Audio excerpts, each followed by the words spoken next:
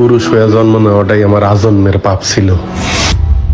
তবে এই দেশে আমার মতো পাপীর সংখ্যা হাজারে হাজারে, লাখে লাখে। এরা সবাই মানব সন্তান হয়ে জন্মাইছে ঠিকই, কেউ পুরুষ হয়ে উঠতে পারে নাই। আর পুরুষ হয়ে না ওঠার যন্ত্রণা যে কত কঠিন, কত ভয়াবহ, প্রতিনিয়ত হারে হারে টের পাই।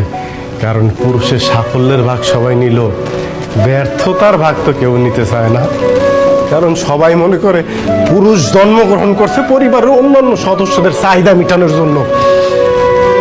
অনেকে ভুলেই যায় পুরুষ নামক মানুষটার মধ্যেও একটা মন আছে, একটা হৃদয় আছে, হৃৎপিণ্ড নামক একটা বস্তু আছে। প্রিয়জনের কথার আঘাতে সেই হৃৎপিণ্ডটা না কাইপা ওঠে। ভুলা যাইবই না কেন কও? কারণ পুরুষ তো কখনো কারো প্রিয়জন হয়ে উঠতে পারে না। সব সময় পুরুষ প্রয়োজনই কাজে লাগে। জানো সোনিয়া, পুরুষ মানুষ সবসময় চোখ দিয়ে কান্না করে না, মুখ দিয়েও আর্তনাদ করে না।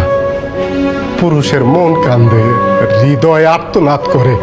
পুরুষ আবার সেই আর্তনাদ বুকের মধ্যেই চাপ দিয়ে ধরে রাখে, যাতে প্রিয়জনরা না শুনতে পারে। যদি কষ্ট পায়